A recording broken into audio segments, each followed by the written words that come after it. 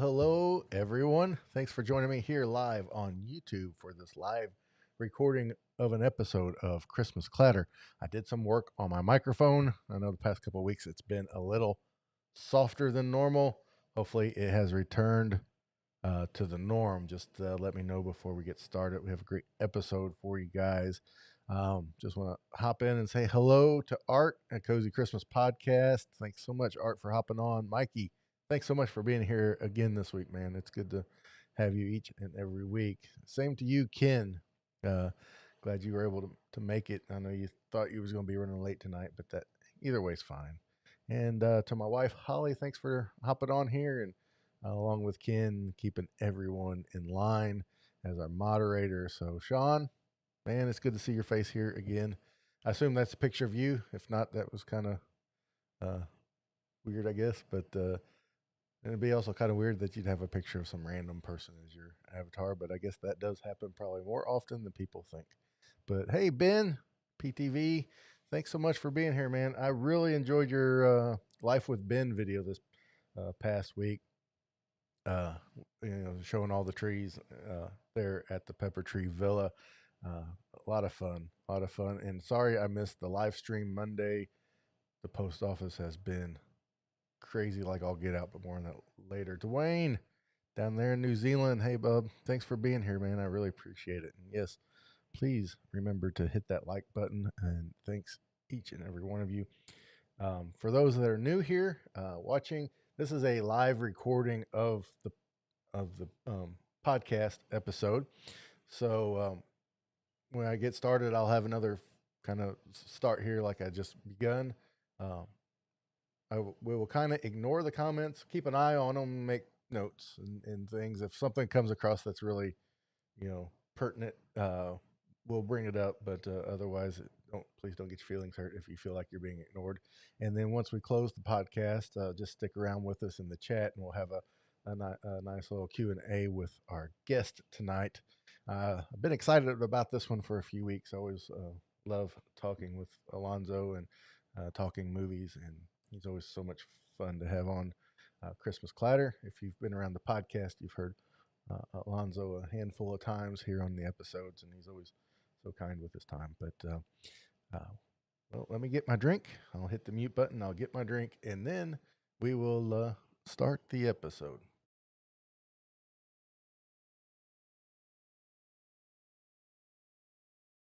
Before I start, this Snoopy cup, I love it. It is the most awkward to drink out of cup ever. And that's why I thought if I just maybe cupped it, it would be easier. But yeah, but that's just a side note. Snoopy's great for a lot of things. A drinking cup is not one of the things he's best at. So, well, hello, everybody, and welcome to Christmas Clatter. It is, as of recording, it is the 30th of November. Tomorrow will be December the 1st. So if you're listening to this just podcast only, it releases on the 1st.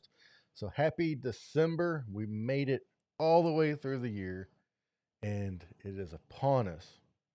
If you're listening to just the podcast, head over to YouTube. You can catch the live stream version of this. And we also are bringing back a fan favorite from last year. There will be a short video on YouTube because we are starting our advent calendar. Yep. Last year, I did a Christmas story advent calendar where I unboxed each piece each and every day on YouTube. Just recorded a short video, nothing real grand, real spectacular, but just kind of 2-3 minutes. Popped open a new door and revealed the little mini figure of something to do with the Christmas story. So this year we have something a little different than that. It's not quite Christmas related, but is Christmas related. So it's toys, So I guess that is Christmas related. This, at the request of my 10-year-old daughter, we have the 5 surprise mini brands toys. And there's some nostalgic toys that'll be in this box. There'll be some new, like, modern toys that'll be in this box. I have no idea. So we will work through this advent calendar together. It'll be on YouTube. for those listening to the podcast. So keep an eye out for that. I will try to have those videos out about the same time every day. Um, that's I think like 9 in the morning, 9 Central Standard Time was about when I had them out last year. I'll try to do the same. So be on the lookout for that. We'll work through the Advent calendar together as we check off these last um, few days of the Christmas season and really of the year, just a month to go. So, trying to think of some other announcements. Um, like I said, I always do this. Just think, but I think we're good. If we have some episodes coming up. We have Cookie Day coming up in a couple of weeks. Well, a week from Friday, so December 9th will be Cookie Day.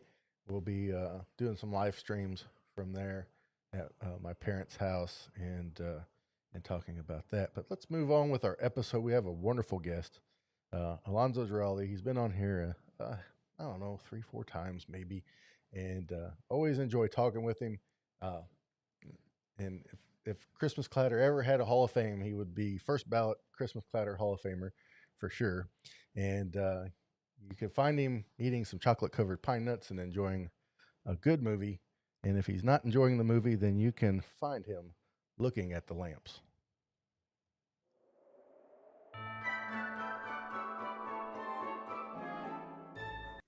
Hey, Alonso, how are you?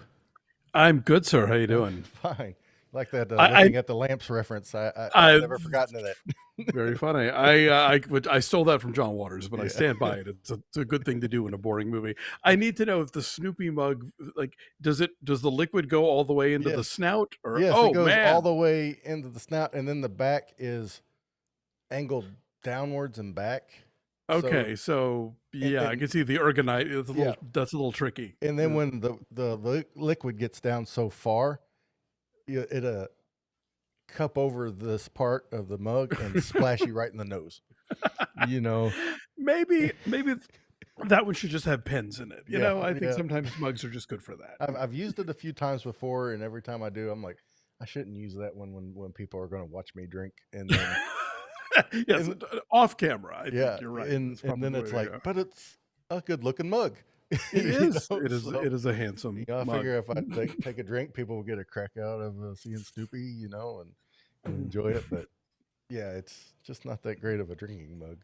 So, but Well, thank you you. could turn to a whole thing Yeah, next year. Get the Bon Maman Advent calendar, and every day you have a nice piece of toast with a different, jam or jelly or honey on it, and then you take a swig and see where it all goes. yep, that sounds good. That sounds like a great idea. I think Charlie Brown has a better head shape for a mug, so maybe I should There you go that. go, I for should go sure. that direction. So, but so before we get into the movies, what have you been up to this holiday season? I know you're a big Christmas nut. You wrote a book called "Have Yourself a Movie Little Christmas" and have the Facebook page. If you're out there, go to Facebook, yourself a movie little Christmas, and you'll enjoy it. So you Thank are you. you are a resident movie expert. Yeah, and then last year I co-wrote "I'll Be Home for Christmas" movies with Yes. the guys from Deck the Hallmark, which has reviews of more than 100 Hallmark movies. So, yeah, this is the time of year where like all of this is happening. It's like the year drags on, and then suddenly we get to what tomorrow is December. How did that happen? Yeah. Yeah. But yeah, so I've been chatting with folks like you and trying to keep up with the onslaught of new movies. I think according to the Sleepy Kitty Paws Tumblr, we're at something like 255 new Christmas Oh movies wow. just on like TV and streaming this year. It's Yes. Have, bananas. have you watched the one on QVC yet? Not yet, but it's on the list. I'm That going to be watching these well into like March, I think, at least, if not, July. I didn't realize they had one until just like a week or so ago, and the trailer looked pretty good. I, I'm hearing okay things about it. The Yeah. fact that it's 66 minutes is a real selling Oh, point for me at this that point, frankly. So, that is fantastic. I've been not to get way off subject here right at the beginning, but I've been telling people for a year and a half now what's missing in Hollywood is the solid 90-minute movie. You Oh know, yeah. you know, Es Look, especially at this time of year, because like as my other hat as an actual film critic, all the like important awards movies feel like they have to be at least 2.5 hours, or they yeah, aren't really, deserving of nomination. So yeah, there's a lot of length at this time of year. yeah. There is, and it's hard when there's a movie that's 2.5 hours long and you feel every second of it. You know, Yeah, tell me about it. it's one thing if you walk into it and you're like, wow, that movie was that long. That didn't seem like it, but like we just saw Wakanda Forever and enjoyed it, and Mhm. it's fairly lengthy runtime, but it's being big MCU fans, it didn't feel like it. But if you're not in the MCU, I could see where it probably did. So For sure. yeah, yeah.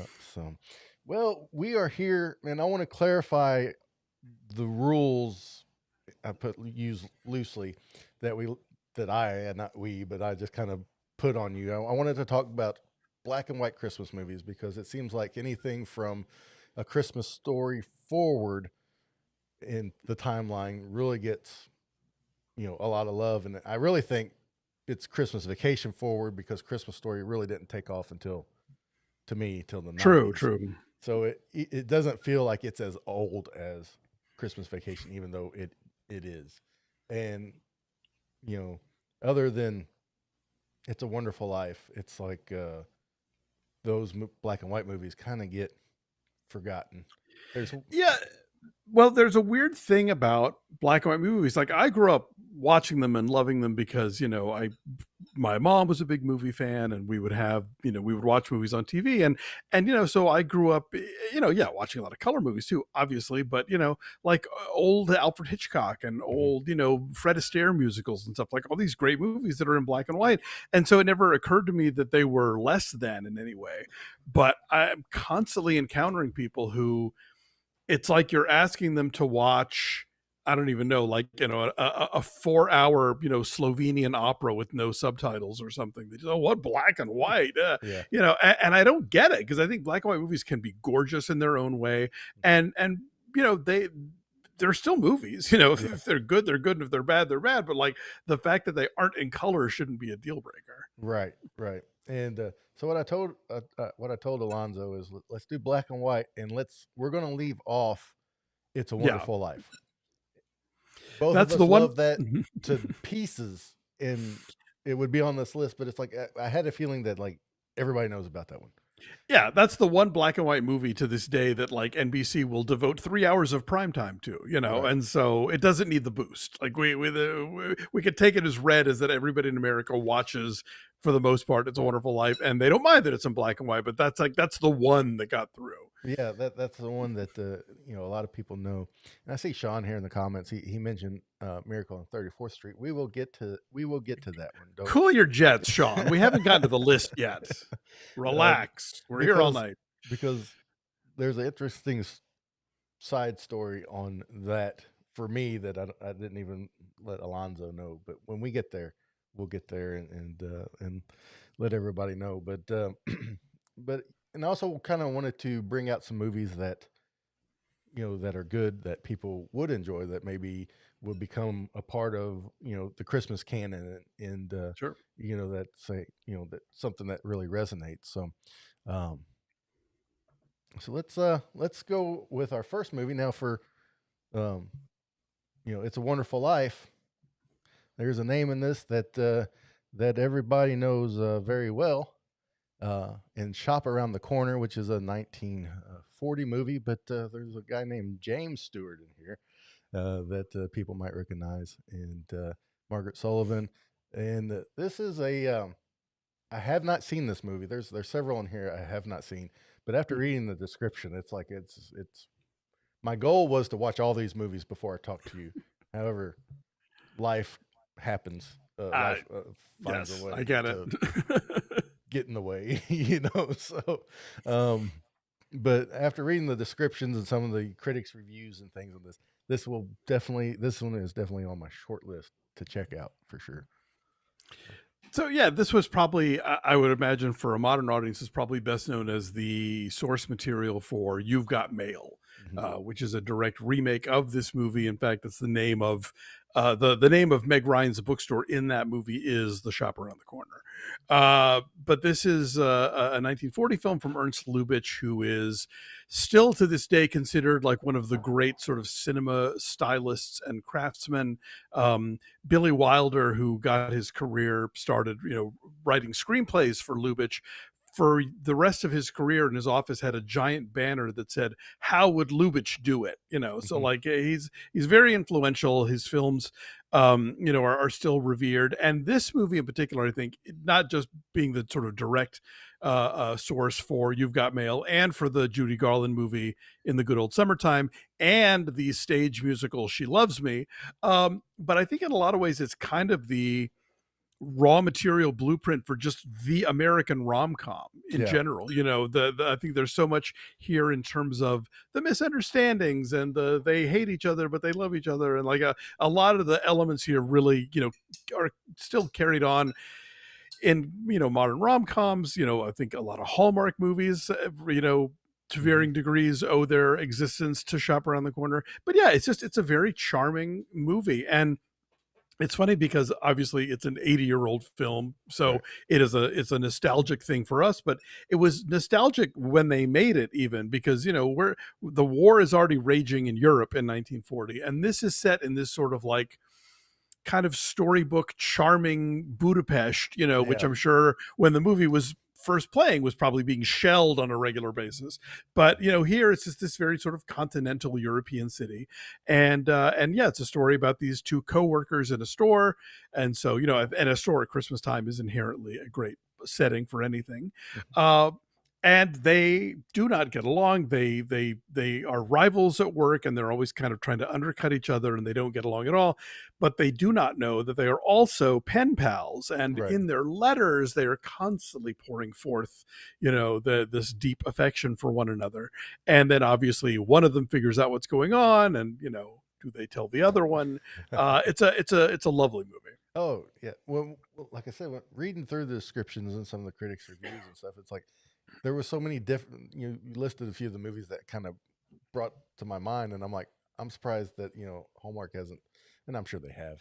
I'm sure they have. I just haven't. There are a You couple know. movies I could point you to. They're like, Yeah. okay, it is like, Yeah. there's one called Bottled with Love with Andrew Yeah. Walker, where it's literally the same plot. Like they're emailing each other, but they don't know, and then he figures it out, and Yeah.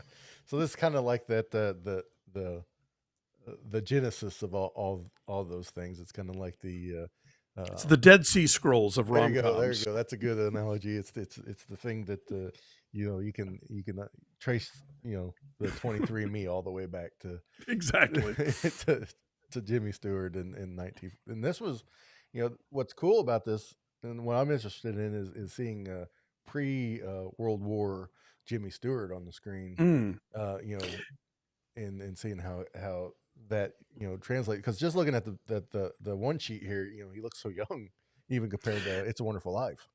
Yeah, I mean, he is definitely the sort of male ingenue here, and there's some edge to the performance, but there's a marked difference between, as you say, pre World War II Jimmy Stewart and post World War II Jimmy Stewart. Like you look at a movie like The Philadelphia Story, or just a lot of the films where he was kind of this big, tall, gangly, aw shucks, charming guy, and then you see a lot of the later films like, your Anatomy of a Murders or your Winchester 76s. And, that's there's a intensity there that wasn't there before. And, It's a Wonderful Life is that kind of pivot point, I think, where part of the performance as George Bailey is sort of, old Jimmy Stewart, and part of it is new Jimmy Stewart. And, it's sort of commonly known now that he came back from World War II with PTSD from combat, and really, Capper's capturing so much of that.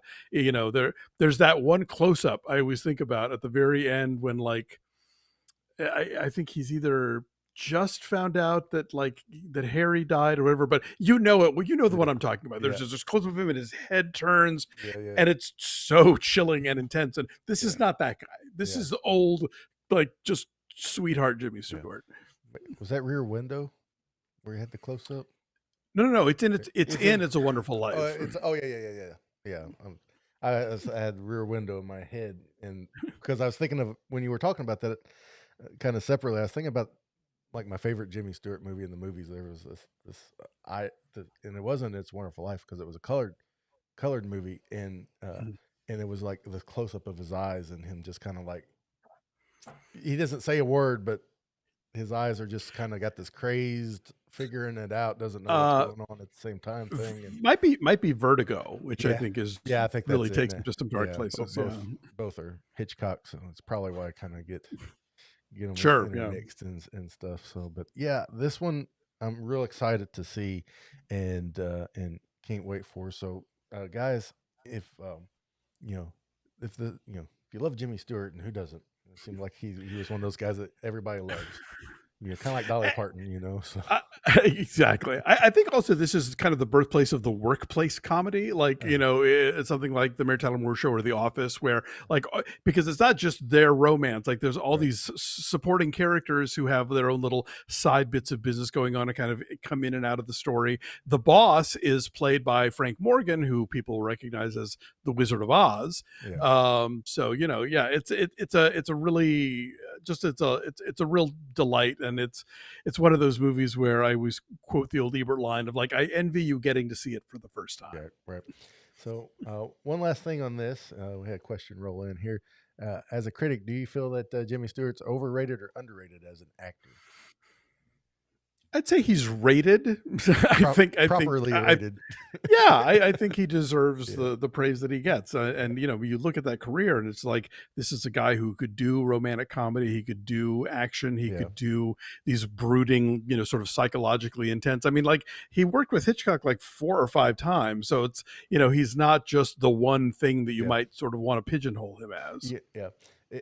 It's funny that you mentioned that you got mail, which is Tom Hanks, because I've told people for a long time that Tom Hanks is Jimmy Stewart because he can be in the silliest comedy or an action movie or Yeah. a high drama, like Philadelphia or something, and you believe it each and every time.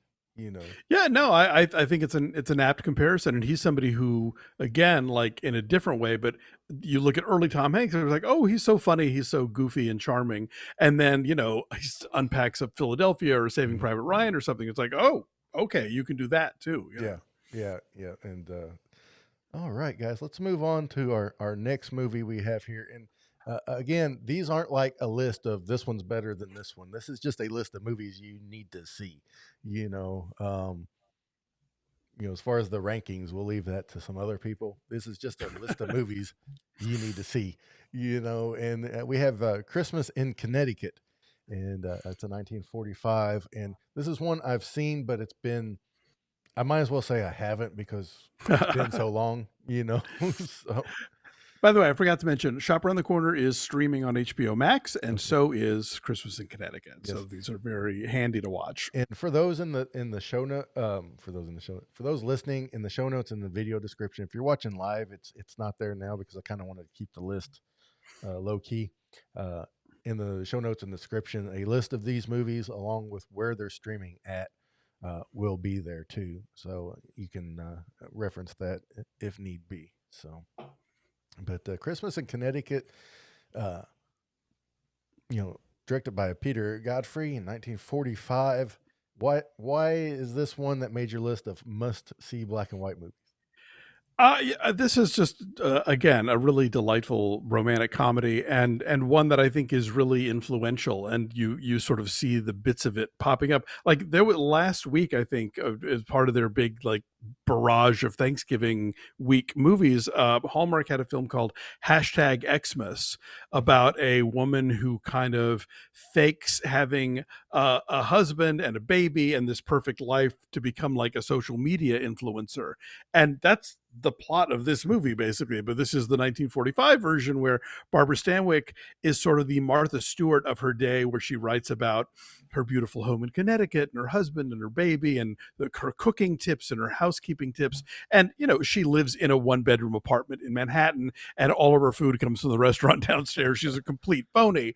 Yeah. But what happens is there's a soldier And again, I think this movie, I'll tell you, I don't know what World War II did to America, but this is a 1945 comedy in which the initiating action is that a U-boat sinks a troop ship and there are only 2 survivors. And it's a comedy. Oh my goodness. Yeah. Anyway, so one of those 2 survivors is a guy named Jefferson Jones, played by Dennis Morgan. And while he is in the hospital recuperating after having been on like a life raft for 90 days and not eating solid food, while he is given nothing but like milk and bread or whatever, he reads her articles and about these amazing meals and these lavish feasts that she throws. And he's like, oh, he writes her a fan letter and he wants to meet her. So the publisher, played by Sidney Greenstreet, is like, I've got it. This is going to be great for publicity. This guy's going to come and spend Christmas with you in your beautiful home in Connecticut with your husband and your baby. And of course, now she has to come up with the home, the husband, and the baby, and like not get caught for the fact that she isn't cooking anything because she doesn't know how. So, you know, wackiness ensues. Yeah. But she falls in love with the soldier, and it's Christmassy and it's gorgeous and it's a lot of fun. Oh yeah. Yeah, this is like one of those movies that's kind of like Shop Around the Corner. It's kind of like the genesis of that. I know what I'm doing, Yeah. but I really don't. And I'm faking it till I make it kind of thing. And, Exactly. Yeah. yeah. And I've gotten away with it this long, but now suddenly all these Yeah. people are looking and Yeah. I have to, you know, escalate. Yeah. And it's good to know that all these years later, some things have never changed about people putting on that false front in front of everybody else, you know, because for those that haven't figured it out, social media is not real. You know, what people post is usually not the case. So, you For know, sure. that happiness and you know and things. But yeah, this I remember this movie. I don't know. I don't have a good answer why I haven't returned to it from the first time I seen it. It just, I guess it's kind of like never been front of mind for some reason. And I remember enjoying it, and you know, once it made the list, I'm like, I got to watch it again and see it, and because I went through this phase where I watched a whole lot of classic movies. When I was in college, I had to take a literature credit, so it was either, and there all the classes were regular literature classes are full, so I could either take Shakespeare or the art of film. So I took the art of film. I'm like, I'll just watch movies rather than read Shakespeare, and the first movie we watched was The Maltese Falcon, and I fell in love with black and white movies. And the second one we watched was Adam's Rib. You know, it was just I was just loved both those movies and just fell in love with classic movies. And so I went through this phase where I just kind of like everything I could get a hold of. Of course, this was, you know, prime video store era, you know, through the mid late 90s, and so you just trying to grab everything you can. Then Turner Classic Movies was coming around and throwing everything on VHS tape and that it could, so that really helped. But yeah, I don't really know why. It's kind of like that restaurant you like, but you never think about driving down that block to go eat there. Well, I mean, like, I think part of the reason I became one of those people who listens to Christmas music and watches Christmas movies all year is because if I limit it to, you know, the prescribed moment, I'll never fit them all in. Yeah. You know, so yeah, if you're only watching Christmas movies for a couple of weeks a year, then yeah, it's hard to keep track of, you know, catching up with some new ones maybe, but at the same time wanting to revisit, you know, the old ones. Speaking of Turner Classic Movies, I think pretty much all of the movies we're talking about tonight will pop up on the network sometime in the next 4 weeks. Yeah. Yeah, this is a good time for Turner Classic Movies.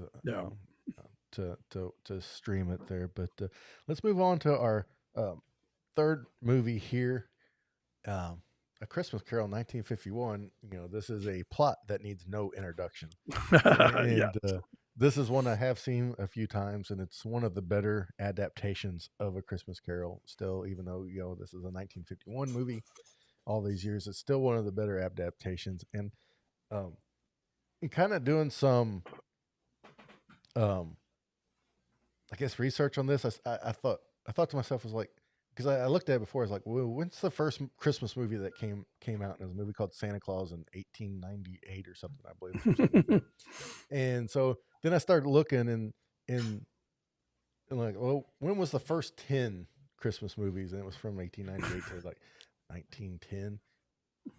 Did you know that 3 of the first 10 Christmas movies ever made were adaptations of A Christmas Carol? I'm actually reading a book right now that my husband gave me as an early Christmas present, and it is all about uh, TV and movie adaptations of A Christmas Carol. Uh-huh. And so they don't even just start at silent films; they go back to like the sort of shadow box, Oh, really? kind of these sort of touring puppeteer things, where they would have like the slides and the. So yeah, it is the most adapted work of literature in the English language, and yeah, it goes all the way back to the dawn of cinema and all the way up to this Friday when the animated version drops on Netflix, like or the latest animated version, I should say. So Mhm. yeah, it is just it keeps on ticking, like that Christmas Carol. But I picked this one specifically because I think of the black and white ones, it is probably the most beloved by the most people, mainly because Mhm. of Alistair Sim's amazing performance. And he's somebody who's actually best known as a comic actor. Like, you see Yeah. him in these old Ealing comedies, like, The Lady Killers, and he in drag he plays the headmistress of a school for criminals in the Bells of St. Trinian's. But so I think that allows a certain looseness to Scrooge because Mhm. there are comic moments, and I think there is a big transformation, and you have to sort of be not afraid to go big playing this character, and he certainly isn't, and so I think that makes him one of the greats. um this version has a couple of interesting things going on. First of all, if you ever watched the sitcom Maude, Mhm. um her second housekeeper, Mrs. Naugatuck, after Florida Evans, played by Esther Roll, was played by Hermione Baddeley, and she plays Mrs. Cratchit in this version. Okay. Um, Patrick McNee from the Avengers, Mhm. the not the Yeah. superhero one, but the one with Emma Peel. He played John Steed on the Avengers, and he plays, I think, young Marley in this. Um, and the editor of this version, and I don't have his name in front of me, went on to direct the 1984 made for TV A Christmas Carol with George C. Scott as Scrooge. Mhm. Um, Another thing that I like about this version a lot is that when I was writing the book and watching so many Christmas Carol adaptations, you really get attuned to, like, do they include ignorance and want? Do they Yeah. include the guys in the lighthouse? Do they include the poor couple who's glad that Scrooge is dead? There's all these little bits in the book that do or don't make into the movies, and this one actually kind of diverts from the text, but in a way that I think really works. In that Scrooge falls in love with Fezziwig's daughter, becomes obsessed with money. She Yeah. leaves him. That's always kind of the thing. Um, but in this one, Scrooge and Marley actually put Fezziwig out of business. Oh, Like, yeah. they ruin him financially. So there's this added thing of like, oh, you're not just like destroying the livelihood of the man who gave you a job and was your first mentor, but also your fiance's father. Wow, you really suck, Yeah. Ebenezer. Yeah. Yeah. They go out of their way.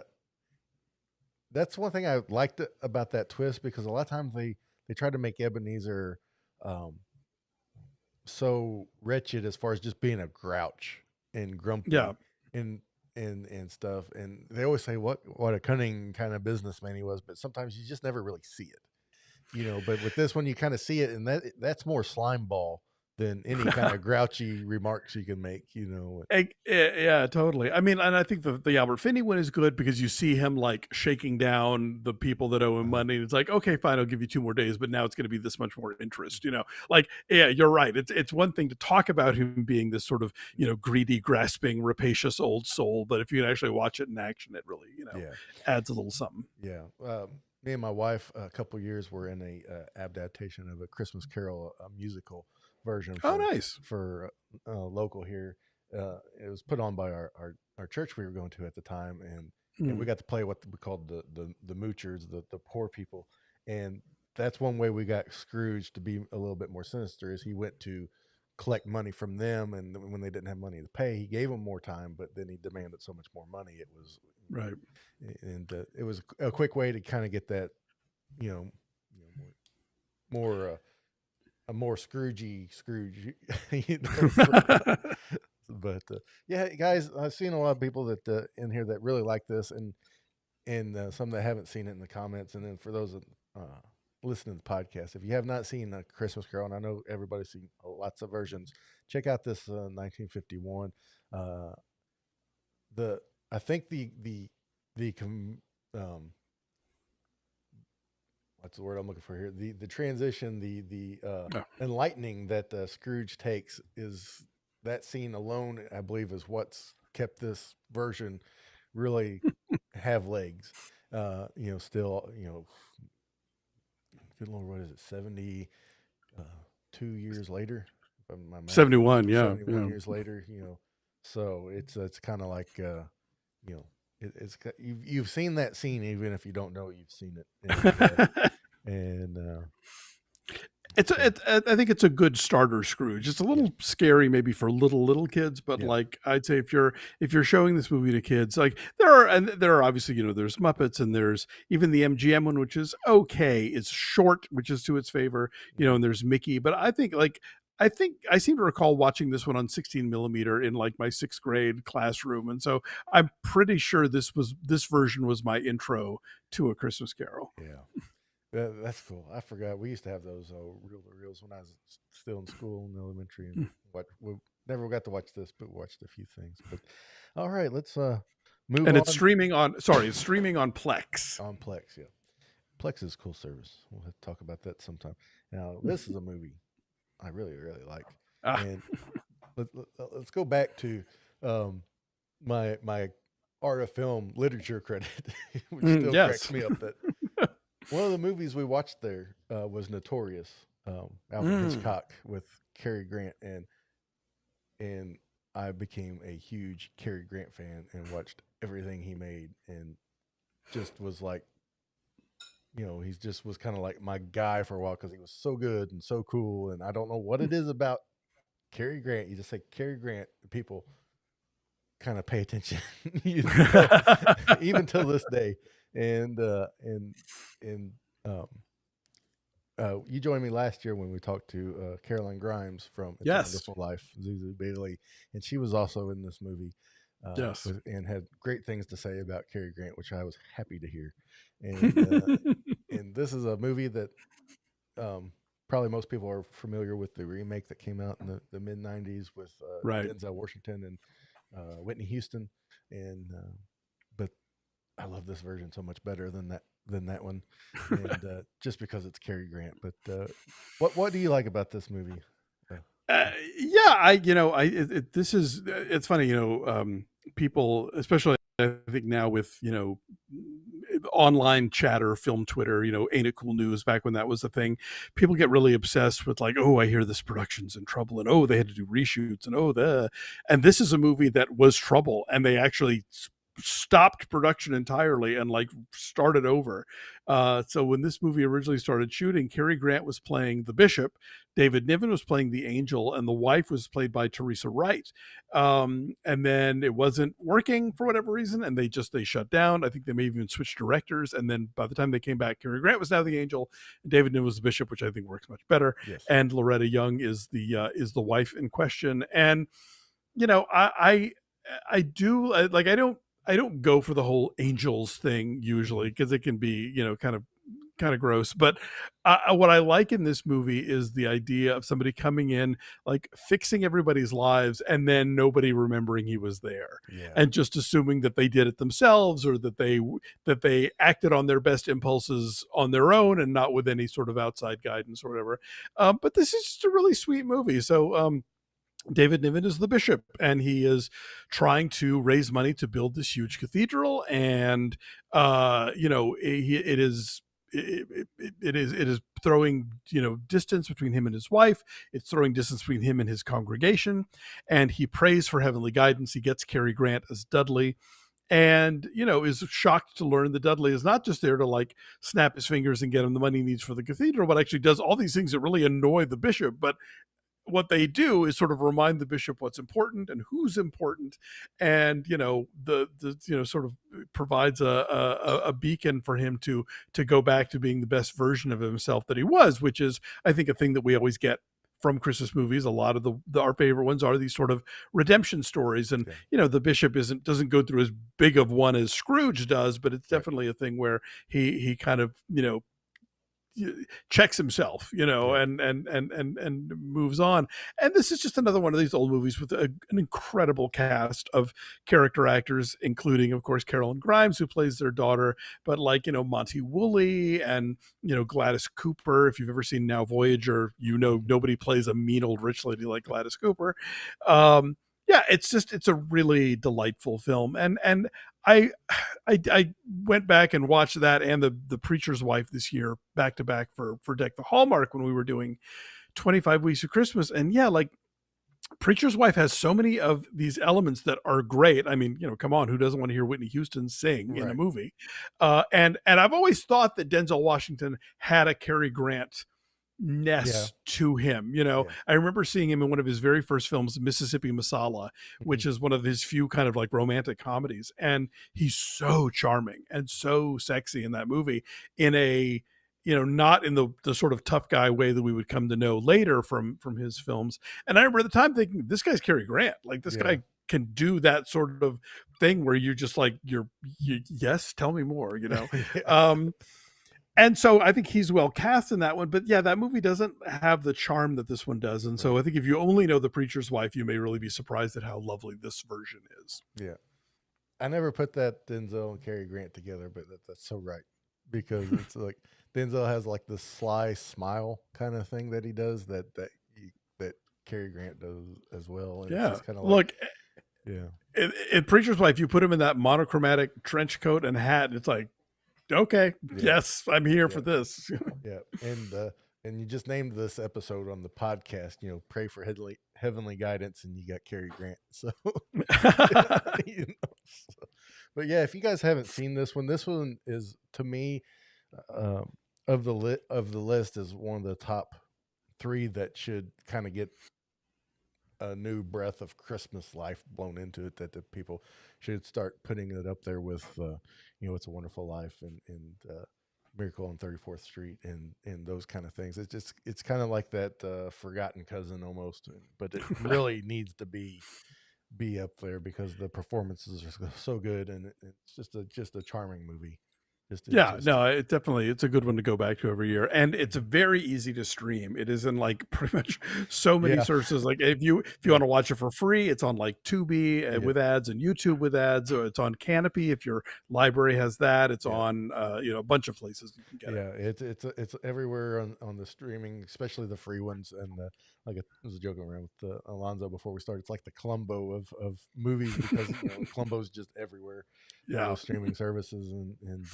But yeah, this one's a easy one to find. And the great thing about those free streaming services is a lot of them are not like over ad. They don't play the ads like way too much or anything, kind of like network TV can do. But for sure. Yeah, so that's kind of a nice thing, but it is, some places like Amazon and things. I believe you probably stream it without any interruptions if you want, or just yeah. how about go buy it because it's that There you good. go. It's so that good. So, all right, let's. Hashtag physical media. Yes, Alonzo is a big physical media proponent. If you don't own something you can stick in, a player and play, then you don't own it at all, and that is absolutely true. Because Yeah. I think people learn that the hard way a lot of times. Where they're, I bought it on Amazon. Well, yeah, but the rights expired, and so it now it's disappeared from your queue or whatever. yeah, But if you have the disc, you have the disc forever. yeah, that's right. Or sometimes you can buy them from different places, and you can't get them all in the same library, and so it's like, where did I buy that movie at? What service did it? And I have some experience with that, but Sounds like it. yeah. So, all right. Now we have moved on to our honorable mentions. We won't spend Wait, quite did as. we skip? Did we skip Miracle on 34th Street? No, we'll save that one for the very very Oh, last. okay. I don't know if we were punishing the chat room No, or no, what. no, Okay, no. We're saving gotcha. that one for the very last. Okay, I blew it. I'm sorry. That's okay. That's okay. Um, but these we won't spend quite as much time on. But there are some that are noteworthy enough. We need to at least mention them briefly so you guys can Yes. check them out. And again, a full list of these movies and where to stream them will be in the show notes and in the description. So you can A, refer lo- to that. So a lot of these honorable mentions are hard to stream for whatever reason. There's always these weird rights things involved. But again, keep your eye out on TCM if you get cable, because a lot of them will pop up there. And if not, snag yourself a DVD or a Blu-ray, Yeah. and you don't have that problem. Yeah. So Remember the Night this is a film that I had never heard of until I started researching the Christmas book. Have Yourself a Movie Little Christmas. And what had happened was it kind of went, it was released on VHS, and then it just didn't, it was not available. And TCM really kind of started reviving it and showing it every year, and they eventually put out, like, on their own label, put out a Blu-ray. And it's a delightful romantic comedy with, again, Barbara Stanwyck from Christmas in Connecticut, and Fred McMurray. And of course, the two of them famously paired in Double Indemnity, in a very, very different kind of movie, where, they're conspiring to murder her rich husband. But this is a comedy where he's a DA, she's a shoplifter. He's supposed to be putting her in jail, but winds up, of course, instead falling in love with her and taking her home to Indiana for the holidays, and sort of seeing how, the kind of person that she could have been had she had, some breaks go her way. It's directed by Mitchell Leeson, who's one of the great sort of screwball comedy directors. He did one of my absolute favorites, 1939's Midnight. And it's just it's a lovely movie. Beulah Bondi, who plays George Bailey's mom in It's a Wonderful Life, plays Fred McMurray's mom. Yeah, and this is one that I think a lot of people don't know about, but a lot of folks that I've shown it to have always been like, "Oh, where's this movie been all my life?" Yeah. This is one I have not seen and know very little about, but I will be catching up with it shortly here, because it's just, well, all these movies. If I'm gonna go back and watch them. I don't know. I keep saying that. This is one I'm interested in, and for some reason, this is a 1940 release. For some reason, these pre-World War II movies just kind of, pique my interest a little quicker sometimes than others. But yeah, I definitely check this out, because it's kind of the honorable mentions. To me, this might be the most sleeper choice, because it seems like it's going to be really, really great. So. And written by the great Preston Sturges. This was the last movie that he wrote but didn't direct. Yeah, man. Writing goes so much further than anything else in the movie. But our next honorable mention is Holiday Affair, 1949. Yes. This is one that a lot of people are familiar with, or big Christmas and movie fans are familiar with it. They might not have seen it, but they know the name and things. So. Yeah, this is another TCM fave, and in fact, Warner put out a nice Blu-ray a couple years ago. This is Robert Mitchum, who basically made this movie because he'd gotten arrested on a marijuana possession charge, and Howard Hughes, who was running RKO, was like, "All right, we're putting you in something nice. We're gonna we need to rehab your image a little bit," because he'd mainly been known for these sort of tough guy roles. Right. So here he plays this guy who works in a department store and winds up falling for Janet Leigh, who plays a war widow with a young son. And it's just this very lovely relationship, and the way he interacts with Janet Leigh, the way he interacts with the kid, played by Gordon Gebert. It's again, I think Christmas movies set in department stores, that is a smart move. It's a side of Mitchum you didn't really get to see a lot in movies, and Janet Leigh is like crazily young in this. We're talking like a full decade before Psycho. It's really terrific. This would 11 years before Psycho, something like that. Something like that. Yeah. This is one. It's kind of like Christmas in Connecticut. I've seen it. This one 2 or 3 times, and enjoy it. It's kind of one of those I need to go back, revisit it. Especially now, because in life in general, one thing I've learned, something you watched 20 plus years ago, you watch it again, you have a totally different perspective on it, So. Sure, yeah, the movie hasn't changed, but you have. Yeah, it's like, oh, this is really interesting, now I kind of understand what they're saying, but yeah, let's go on to our next honorable mention here. I'll see you there.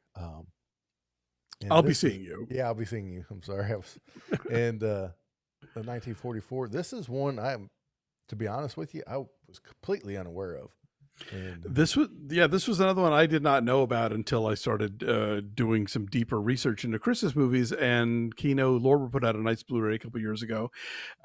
So this is a drama, and it's it's a pretty intense sort of scenario. So Ginger Rogers plays a woman who is in prison for having committed manslaughter because her boss was like basically trying to assault her, and she pushes him out a window, and so for that she has to go to jail. Anyway, so she's on like a furlough basically for the holidays, and she's visiting with her aunt and uncle. And on the train, she meets Joseph Cotton, who is a serviceman, and he has come back from the front with PTSD and has been in a psychiatric institution, and is basically sort of using this trip as to figure out, like, can I exist in the world? Can I interact with people, or do I need to just like commit myself, forever? mhm. And so, but they don't know that about each other, so they begin this lovely little tentative relationship, not knowing the heavy baggage that each of them is carrying. And it's really moving and sweet, and like the way that Rogers's family sort of is there for her. She has a cousin played by Shirley Temple, who's like, by this was like 18 or 19, so it's Hmm. an older role. And at first she's very suspicious of this, like, woman from jail, but once Ginger Rogers kind of tells her story, she like breaks down weeping and apologizes if she hadn't been nicer. And so, like, it's this movie about people who have been dealt a really hard hand, and then kind of finding each other at Christmas and sensing the possibility that their lives could get better. It's really gorgeous, and I think, yeah, a movie that a lot of people don't know about, but is very moving. Yeah. Yeah, this is s- reading the descriptions and critics and uh, you know write ups about it. It's definitely one that may be a little different as far as the subject matter than some of the others, but it sounds powerful. And when I saw Shirley Temple was in it, I was like, my mama was like trying to roll through all her movies, and I was thinking of little tap dancing and singing, Right. and that's like, no, no. Then I This is realized not she good was ship much lollipop, old. Shirley She was Temple. Yeah. a little older than that, and so it's kind of like, This is more She Wore a Yellow Ribbon, Shirley yeah, Temple. Yeah. yeah. So that kind of threw me, for a loop there, trying to put time where it goes in age, because people get locked in at a certain age and Sure. in your mind. So, but yeah, this is one I can't wait to see this one. I like I said, I'm going to be watching them. A few have like are on the list for like before Christmas or like right away, and this is one that is on that side of the list. And then let's move on to, it happened on Fifth Avenue, and I had asked you when we were preparing this episode which of the honorable mentions you wanted to talk a little bit more about, and this was the one you chose here. Tell us why you wanted to really speak on this one.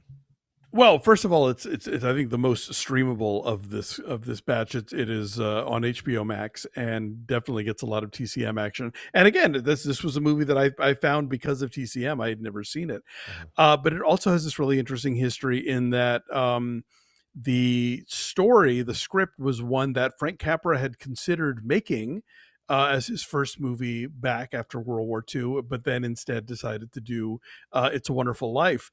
And so this was put out by a studio called Allied Artists, and that was sort of there was a studio called Monogram Pictures, which was considered like what they used to call Poverty Row in Hollywood. Like, they made very low budget movies, a lot of westerns, a lot of like gangster movies and stuff. But then they had certain films with a somewhat higher budget that they wanted people to take more seriously. So rather than put the name Monogram on it, they put Allied Artists, and so that was their sort of like their art house, offshoot. And this is a film about in a nutshell, there's a rich guy who has a big mansion on Fifth Avenue. Every year he goes away for the winter, and this unhoused person and his dog move in, and that's how they ride out the winter. And there's a GI who's just come back from World War II. His apartment building's been torn down by the rich guy who's putting up some skyscraper monstrosity, and so the poor guy says, "Oh, well, here, come stay with me at this mansion." the rich guy's daughter comes in at one point to get some clothes, and they catch her and they think that she's a thief, and she immediately falls for the GI. So she pretends to also be poor so she can stay in the house with them, and it just gets more and more complicated. More people wind up moving in, and ultimately the rich guy and the rich guy's wife, who are estranged, both have to pretend to be poor so they can come into their own house, and they have to like do housework and chores and stuff. um it's very sweet. It's very funny. There are a couple of really great sort of like physical comedy segments, but I think it also kind of it's an interesting companion piece with It's a Wonderful Life, because again, you have this very sort of post World War II thing about like figuring out where this country is going to go and what people are going to do with themselves and how we're going to treat each other, and the same sense of collectivism that you see in It's a Wonderful Life, where everybody in Bedford Falls that George has helped out over the years comes through in a pinch to help him out. The fact that he thinks that building housing for working class people is a good idea, even if Mr. Potter doesn't. That same thing is happening here, because you have all these GIs, like the veteran winds up inviting like 4 of his friends and their families to move in because they can't find an apartment in New York City. And at one point they try to like get all these soldiers to pool their money to buy an unused army base to turn it into low-cost housing. And of course, the rich guy wants to swoop in and buy that from under them as well. And so it's about kind of the power of collectivism and the power of the little guy against, the oblivious billionaire. So yeah, it's just it's really it's really charming. And again, I think a movie that maybe people don't know about because it kind of was under the radar for such a long time. It's only in about the last 10 or 15 years that it's become like a staple on cable television, and the people see it more on the regular. Yeah. Yeah, and this is kind of up there in that same level to me as the bishop's wife. It kind of needs a little bit more of that Christmas time love to it, because, like you said, there is some still to this day some laugh out loud funny moments in this movie, Yeah. and to have comedy pieces transcend last that amount of time is kind of rare. True. And Yeah. It's still notable when it happens, because so many times you watch old movies and like just the timing is different, Mhm. or like it's references to things you don't know what they're talking about, or Yeah. but like there's just some physical bits here. Like there's a thing involving going to a restaurant where the tables are wobbly that is, I Yeah. roar laughing every time I see Yeah, it. it is, because everybody's been there with the wobbly Yeah. table, so that's what makes it so um, so funny. And But it builds. yeah, yeah. So if you haven't seen it, it happened on Fifth Avenue. Go check it out, and I guarantee you guys will enjoy it. And let's get to our final movie. And like I said, this isn't a list of best or worst, just Sure. things you have to see, and it is Miracle on 34th Ta-da. Street. We And got there, y'all. yeah, and there's a reason this is on the list, because when I'm a Christmas fan, I love Christmas movies and music and stuff. But when I gave Alonzo the list, and I was like, well, let's leave off It's a Wonderful Life because everybody knows it. And then he sent me a list of his movies. I saw this on there, and I'm like, I should have left that one off too because everybody knows it. Then I thought, then I thought about messaging him and say, let's take that one off because everybody knows it. And then I said, no, I'm supposed to be like one of the Christmas guys, and I forgot about it. Well, You and know? I'm not, and I'll tell you, again, going back to that series of that I did with Bran on Deck the Hallmark, Uh-huh. he had seen the 1994 remake, Yeah. but he had never seen this version. Right. Because again, I think the black and white just scares people off, or just makes them think it's going to be like old fashioned and crusty or whatever. And it's like, no, these movies still work. Yeah. Yeah, they do. I prefer this version over Oh, the no 90s version, question. Yeah. easily. But like I said, as a guy that does Christmas Clatter, be 5 years this May that I've been doing Christmas Clatter, I Oh, forgot. I congrats. forget. I forgot this movie. You know, that's like, if I forgot it, then we're leaving it on the list. And it could have just been a senior moment, or what have you. But when I was thinking of black and You white take movies, it for granted that it exists, yeah, it's there, it's always been there for you, it's yeah. dependable. But if you guys have not seen this movie, this is just a delightful movie through and through, with great performances, Yeah. and probably, one of the few Christmas movies to win an Academy Award for acting. yeah, Edmund Gwenn as Kris Kringle, yeah, and well deserved. and that's what I was getting ready to say. Probably, if not the best on screen Kris Kringle, you know, uh, Undoubtedly a top 5, no question. definitely, definitely, I would be hard pressed to find 4 better than him. Oh no, he's If, my favorite too. But I'm yeah, just saying, even people who want to throw in somebody more contemporary, like you can't. You have to throw him in the top there because yeah. he's just amazing. The only other acceptable answer, I guess, would be Ed Asner, maybe. Just off the top of my Yes, head. in multiple movies. Yeah, Actually, he yeah. Santaed a lot. I always say like love the Santa, hate the movie, but Paul Giamatti and Fred Claus. Right, right, and but this, this has, I believe, I'm gonna get these all mixed up. Uh, this has the scene where he doesn't do sign language for the little girl, but speaks Dutch. Dutch. Yes, Well, which is again, just it's 1947. The war yeah, has just ended, and yeah. there are refugees, living in this country and elsewhere. And that, oh god, that moment just lands so well. Like I get verklempt every time I see this movie. So yeah, if you in the '90s version, it's ASL, but here it's like it's this Dutch girl, and the woman comes up and says, "Oh, she doesn't speak English, but she's a war refugee. We've taken her in, and she just wanted to see Santa Claus." Hmm. And then he like speaks to her in perfect colloquial Dutch, and they sing a song together. And you see Natalie Wood, who's been very skeptical about this guy, see it all go down. It's like, huh, okay, he's there's more here than I thought, maybe. Yeah, But yeah, that's such a great scene, and very timely. I mean, I think I don't know. Did you see the "Tis the Season" special on CNN that just aired? I don't. No, I didn't see that.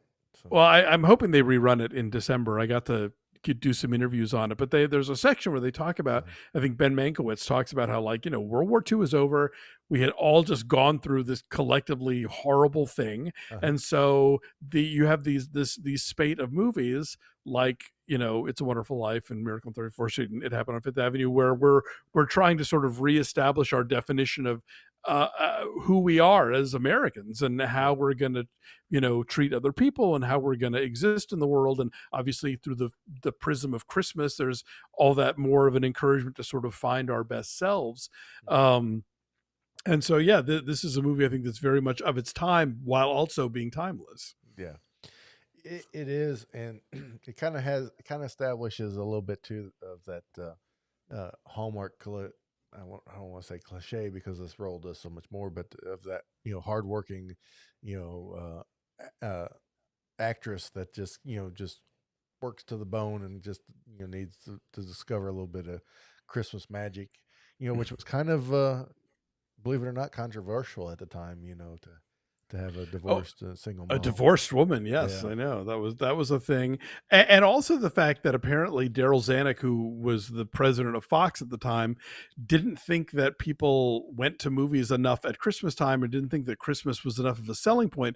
So they put this movie out in the summer, and if you go here on YouTube and watch the trailer, the original trailer is this like roving reporter going around the Fox lot and talking to like Ann Baxter and different sort of like Fox contract players, and they've all just seen this movie, and like one person's, oh, it's such a wonderful love story, and somebody else like, oh, hilarious comedy, and somebody else like, oh, it's a moving drama. But like nobody says Christmas, nobody says Santa Claus, Right. and that's what this movie's about, but they were trying to sort of stealth market it as anything else but what it is. Right. But it was a hit anyway, thankfully, and it endures to this day. It sure does. And to let everybody know, when you have the scene of the post office and the mailroom, there's a lot of that equipment in there that we still use today. Because I remember watching this like a year or so after I started working at the postal service, and I was like, we still have all that stuff and use it on a daily basis, So What's 75 years, yeah, well, we feel every minute of it, but but yeah, there's a lot of equipment in there that still gets used to this day. But yeah, Right. if you guys haven't seen this, this has a really great couple scenes in a courtroom and Mm. some drama, and it actually kind of ends on kind of like almost I wouldn't want to say a cliffhanger, but almost kind of like Ambiguity. yeah, just kind of like a fill in the blank of what really happened. Yeah, you And get to decide for yourself. The movie doesn't like give you the yeah, the solution, which is great. And I think that, it works either way. yeah, Like, if he thinks he's Santa Claus, he's certainly behaving like Santa Claus and providing to people the things that Santa would bring them. right, So yeah, I like the fact that they don't sort of, dot every I and cross every T yeah. for you and let you sort of figure it out on your Yeah, own. that's something else that's missing in modern movies. Trust the audience to be Yeah. smart, you know. But yeah, man, Alonso, I really appreciate you taking time and running through these 9 movies My here pleasure, with sir. us. And again, guys, the list and where you can stream them will be in the show notes and description. And Alonso, if you could let everybody know where they can find you and follow you and listen to you, please do. Sure. You can follow me as long as there's a Twitter, you can follow me there at A Duralde, Aduralde. I am the film reviews editor at The Wrap, and you can read reviews of mine there. I just posted one for Violent Night, which is a Christmas movie. Maybe not like the kind we talked about tonight, and I liked it a lot. Yeah, I am the co-host of the Linoleum Knife podcast with my husband Dave White. We've been doing it for 12 years. You can also hear me on the podcast Breakfast All Day, Maximum Film, and Deck the Hallmark, where I pop in pretty much on the regular. Please pick up my books on Christmas movies, which are still available in all the places where you buy books. Have Yourself a Movie Little Christmas, and the one that I co-wrote with the Deck the Hallmark guys, I'll Be Home for Christmas Movies. And again, that TCM special, TCM, the CNN special, Tis the Season. It's a 2-hour special. Tom Hanks produced it from the people that made the CNN show, The Movies, and it's all about holiday films. And I pop up every so often. All right.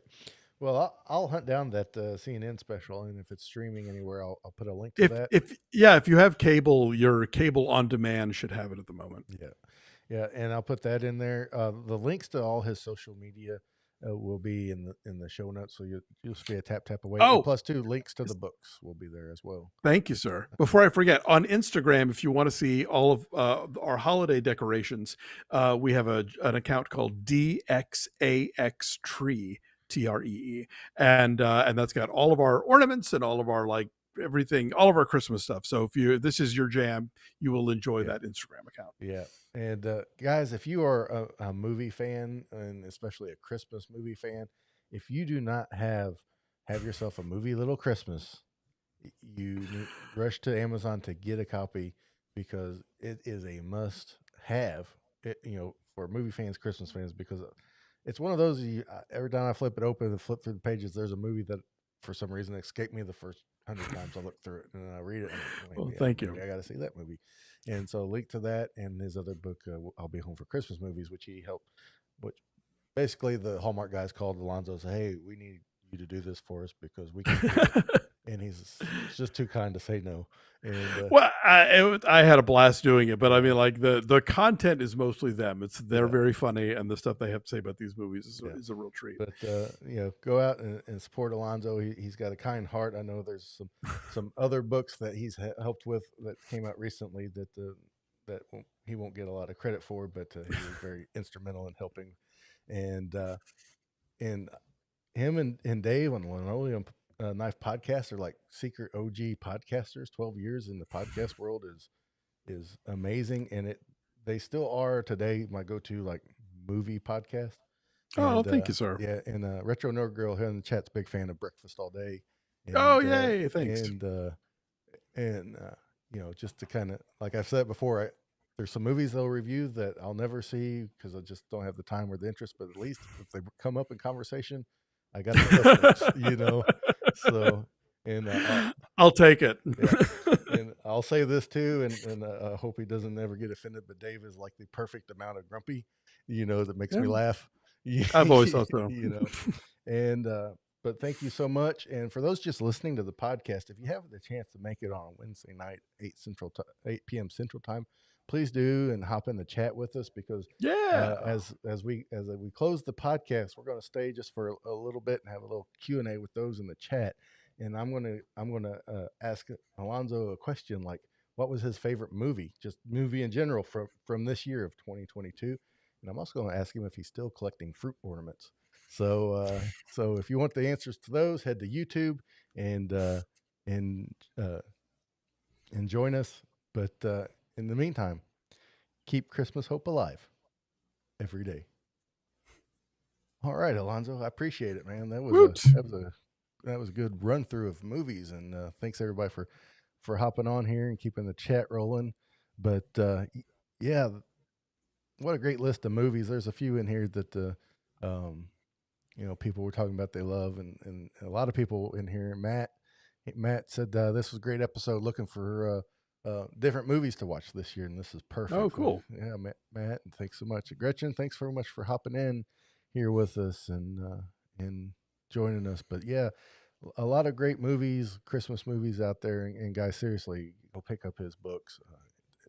If you want to discover something new, because there's just so many to get through. But I want to kind of switch gears and ask you that question. Sure. It's almost the end of 2022. What has been your favorite movie so far Uh, this year, or one I've that got, just I've kind of had two sort of duking it out for my uh, top spot, and they're different, in terms of content, but I think they're similar in that they both just kind of stretch the idea of like what movies can do and how you can tell stories, and just the way that you can be like huge and sprawling but also very sort of intimate. So one of those is Everything Everywhere All at Once, mhm, which I was a huge fan of, and I just think is a movie that takes these crazy big swings but ultimately always stays on the in the realm of being about this one woman and mhm, her, kind of life choices, and the ones that she's already made and the one that she finds herself having to make now. And then the other one is a film from India called RRR, which is currently streaming on Netflix, dubbed into Hindi, and you can watch it there. But man, if you have the chance to see RRR on the big screen, go. oh yeah, This movie is bananas. Like, it is the most just over the top action movie I think I've ever seen. It is just breathless and crazy and ambitious, and words fail me, frankly. But uh-huh. I saw it earlier, like this summer. It was in release in the spring, and I missed it. They did a one night encore in June, and so finally got to see it in the theater, and then I got to see it in 70 millimeter at Beyond Fest a few weeks ago here in Los Angeles with the director there, and that was one of my top 5 movie going experiences of my life, because everybody in the audience was a big fan of the movie. There's a big dance number in the film, and like Mhm. dudes were running down in front of the screen and doing this very elaborate choreography. It's incredibly fun. So yeah, RRR. It's 3 hours. You were talking before about movies that don't feel long. It's like 3 hours with an intermission, and it zips by. Yeah. Oh, I'll have to check both those out. The was it anything? Everything, everywhere, all Yeah, at always. once. I've seen that one pop up a few times, and it's piqued my interest, and heard you guys talk about it. So that's one on the list. One I'm real Excellent. curious to see that I haven't yet is the is it Whale or the Whale with Brandon Fraser. Have you got the chance to The see that one? Whale. I'm Yeah. seeing it next week, Okay. so I haven't seen that one That's yet. one I'm be interested in because you know growing up, being a teenager, late, teenager. Well, yeah, growing up basically through the '90s. He was such a big icon, and he Mm. kind of just disappeared for a while. And to see the kind of reception that movie has brought back to him and stuff, and is I've heard very mixed. Like, I mhm. know people who really loved it. I know people who are not happy with it. So Yeah, I'm real curious to see what I think about it. yeah. I'm curious too. I just kind of it seems like either way, it's kind of brought him back to people's Sure. forefront and Yes. stuff. So That's. that's But that's got me happy. So knowing me, I'll probably like it just because of that. Even though if I was be intro, intellectually honest, I'd probably be like, I don't know, but you know how it is. But and plus too, he's Come getting to on. do the reading for the "It's a Wonderful Life" thing. Yes, that the Ed Mhm. Asner Foundation is doing Yeah. this year. That's very cool. Brendan Fraser has a small role I'm looking up because I can never remember the title of this movie. Is Steven Soderbergh film that came out last summer. The sort of period gangster movie. Um, Oh, good lord, what was it called? Anyway, but it's a fairly small role, but it just every time he's on screen, like, oh my god, that's Brendan Fraser, and he's No Sudden Move, and Yeah, it's on HBO Max. So like, I didn't love the movie, but it's worth checking out for him. yeah. He just recently did a thing, I think, on GQ's YouTube channel where he kind of goes through all his like major roles and talks about Mm, experiences and stuff. That was it's like 20 minutes long. It was really cool to kind of see his insights on that stuff and kind of uh you know and hear some of those stories because it's kind I of bet. hilarious and things. Apparently, George of the Jungle is the movie that most people still remember him for whatever Wow. reason. Well, it's poor guy. Like, not poor guy, but like I remember, years ago when I was a journalist in Dallas, I got to interview him for School Ties, Uh-huh. and pretty much the only thing that anybody knew him for before that was Encino Man. Yeah. So it's kind of like, well, let's talk about these two very different films, you know. Encino Man was one of my go-to like movies that it's like, well, there's nothing.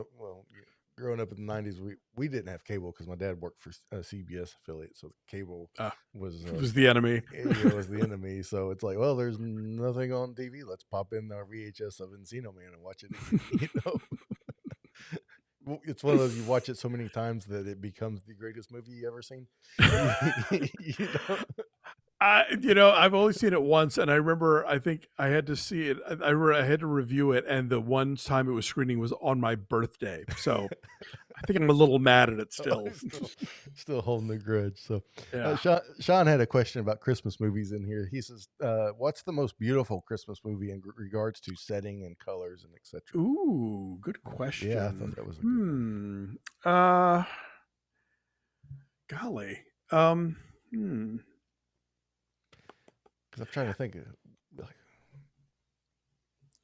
Like again, that 1970s Scrooge, I think one of the things that really makes it stand out as a Christmas Carol adaptation is that they shot it on like one of the big sound stages of like Pinewood or wherever. And so like the streets of London actually go out in different directions. So yeah, often it feels like you're on the same block and they just turn the camera around and it's like it's the same like one block of London basically. And also because like the lighting seems you get that feeling of like, oh, you're in the Industrial Revolution. It's not like, oh, that I always remember there was that made for TV one with Kelsey Grammer. Oh, no! It was in The Man Who Invented Christmas a couple of years ago, actually, where Dickens looks out the window. He's like, "Oh, this damn London fog," and it's like so bright outside.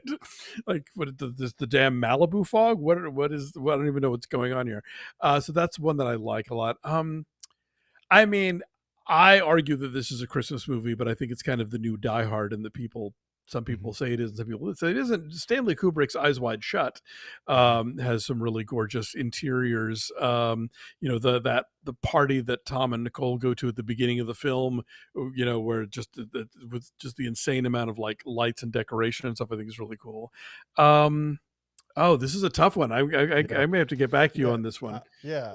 That I'm sitting here thinking, because talk about being how well it was shot and stuff, and and you mentioned colors to me, kind of Elf popped into mind because Elf's kind of Sure. got those bright colors to it, Well, even there and is no Technicolor movie more Technicolor than White Christmas. right, that's The true. reds in that movie will Yes, scorch your corneas. yeah, they will. And then I also thought about it's a lot of people don't consider it a Christmas movie because it's only Christmas for the first 5 minutes, but like L.A. Confidential, I consider a Christmas movie because of my Oh, role, sure. and that movie is so well shot, so Yeah. well everythinged, you know. And And if you're looking for a gorgeous black and white Christmas movie, which again, maybe not everybody considers it one, there's a French film called My Night at Maud's, which is from the great Eric Romer. And that really has it's one of the best sort of wintry movies I've ever seen in terms of just kind of capturing that quality of the light and the air and everything. mhm. Yeah, yeah. I agree. Retro Nerd Girl says that the Grinch is bold and colorful. That's very true. That the Grinch that The I'm uh, not a fan of the 2000 Ron Howard one, but I'm old. I get it, yeah, you know. I'm not But I either. will I will say I did love the look of the recent the 2019 the Illumination Yeah, yeah, one yeah. with the animated film. Yep, That was really gorgeous, and yep. they really sort of like expanded on the Seuss, Mhm. source material, and really like it was like part snow globe and part croquembouche. Yeah, I loved looking at that movie. yeah. When when I read this, that's the one I thought of. Because the Ron Howard one's kind of just dark, and I'm not a fan of that one either. I do like the newer one, with the Benedict Cumberbatch voicing the Yeah, me Scrooge too. and stuff. But yeah, it's really really great. But yeah, I mean, real quick too, Mikey's wanting to know, do you have any thoughts on Meet John Doe? Yeah. Oh, that's a good one. I always tell people, yes, It's a Wonderful Life is the second Frank Capra movie about a guy who decides to commit suicide on Christmas Eve, because that's what happens in Meet John Doe, also. But yeah, and again, Barbara Stanwyck, who's come Yeah, up a couple of times tonight. Yeah, that's a great one, and I think also a really great. Not to make all this political, but I always find it hilarious when you hear from certain corners of the media about how they love A Christmas Carol, and I'm like, that you're like Scrooge, right? You're Mr. Potter. yeah, You're making other people's lives miserable with yeah, your, with how you treat the less fortunate. But yeah, Meet John Doe is again this sort of great kind of Frank Capra film about, and again very timely, because this is a movie about corrupt politicians, and about media that's been bought by moneyed interests, and people sort of trying to band together on their own and being shut down. And yeah, I love Meet John Doe. yeah, yeah. I find it hard to find anything Frank Capra that I don't enjoy or like, um, and I think it's just something about those RKO bells at the beginning that is just I'm just sold from then and and Well, no, the Bells are Liberty Films, yeah, the which was Liberty Films. his I'm sorry. company that Yeah, basically was yeah, bankrupted after It's a yeah, Wonderful Life flop. I yeah, think they only made like two movies, but yeah, yeah, Capra. I mean, I haven't seen The Bitter Tea of General Yen in a while. I don't know if that one holds up so well, but yeah, yeah, no, he's great. yeah, yeah. Images by Gretchen. She says the original art drawings make her stop and pause from Seuss. Yeah, they do. His drawings are good. And Yeah. one thing that I found out you can do, and some of it you can pick up at a fairly reasonable price. And when I mean fairly reasonable, I mean fairly reasonable for what it is. But like original animation cells from the original Grinch, drawn by Chuck Jones, are for sale. Yeah.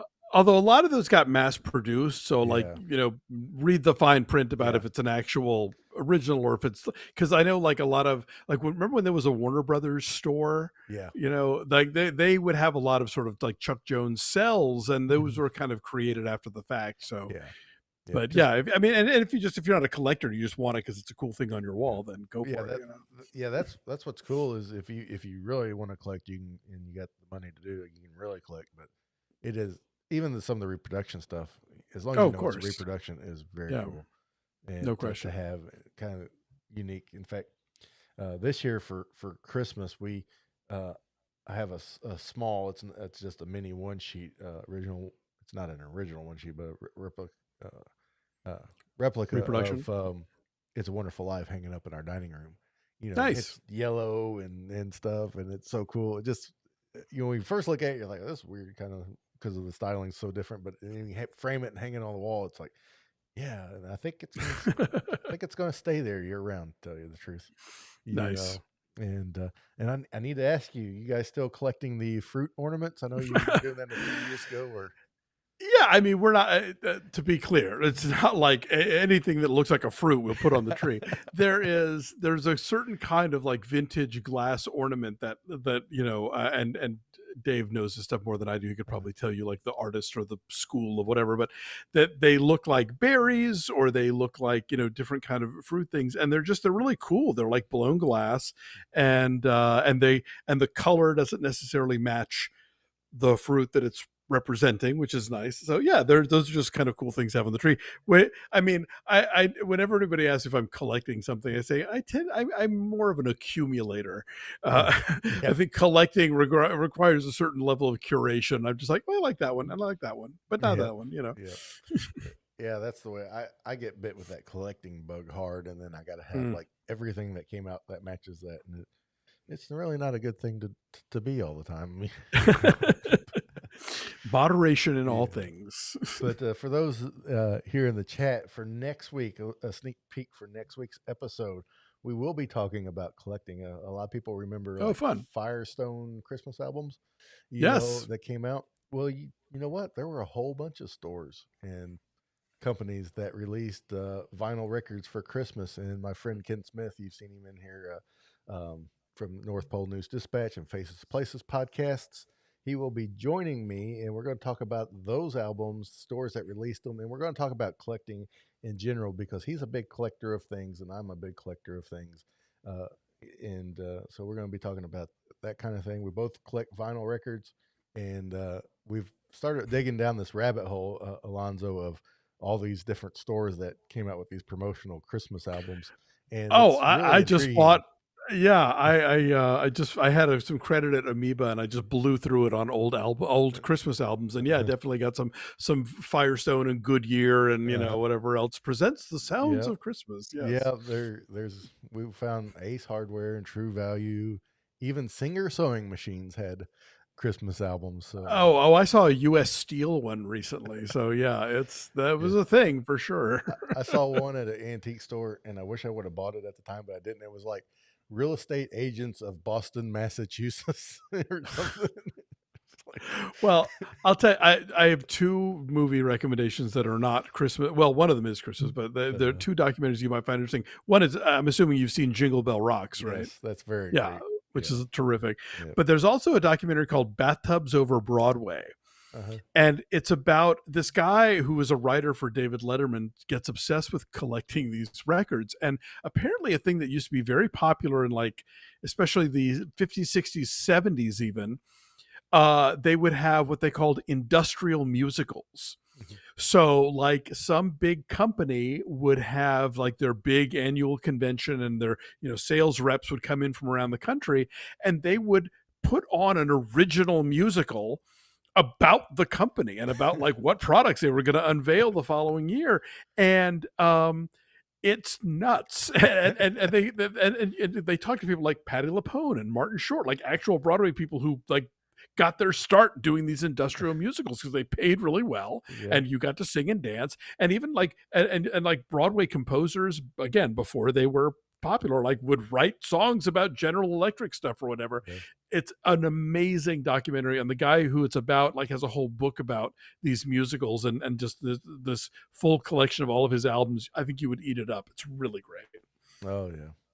Yeah. That sounds fantastic. It was just this off the wall kind of thing. And so if you're into collecting, join us next week. We'll talk about the albums. Because I collect vinyl. I've collected Funko Pops. I've collected all kinds of different things. Ken actually collects old percolators and coffee makers and stuff, and which is fascinating. He just never know what gets you, but he's a he's a good guy, and so we'll have a lot of fun. And for those up in the Bellevue, Washington area, Gretchen up there, she's been a librarian for a long time. She says there's a Seuss exhibit at the gallery in Cool. Bellevue, and it was several years ago. Dadgummit. Oh, okay. Yeah, so I thought you was giving us breaking information there, Gretchen. So appreciate you letting us know that it was awesome. So, but everybody, thank you so much for joining me, Alonzo. Thank you again for being My a part of pleasure. Christmas Clatter, and then hopefully I can get you to stop by sometime next Christmas season and to share. We'll figure out another movie. Wait, I always want to bring you on, but I don't want you to talk about the same things you always have to talk about. With everybody Look, else. I'm game. I'm open to Yeah, things. So I'll dig through my albums and see what we got. and But and I'll thanks ask. for having me. It's always great to be here. Yeah, Thanks for everybody hanging out in the chat. Thanks for being here yeah, tonight. it's been a lot of fun. I'll ask Dave again just for him to tell me no again, but that's okay. One of these years we'll make it work. I'm still gonna get my top 10 list to you guys. I want you guys to just tear it to pieces. I just can't wait. So, We'll knife you delicately. no, I don't want delicate. I want you guys just to be honest. I can take it. Hey, maybe we'll like it. You don't know. Stop downselling. You never know. Well, January. I'll send it in January, I promise. Okay, there you So, go. all right, guys. Thanks so much again for joining us. Alonso, thank you. And remember again, guys, until next time, let's keep that Christmas hope alive every day. Merry Christmas, everyone.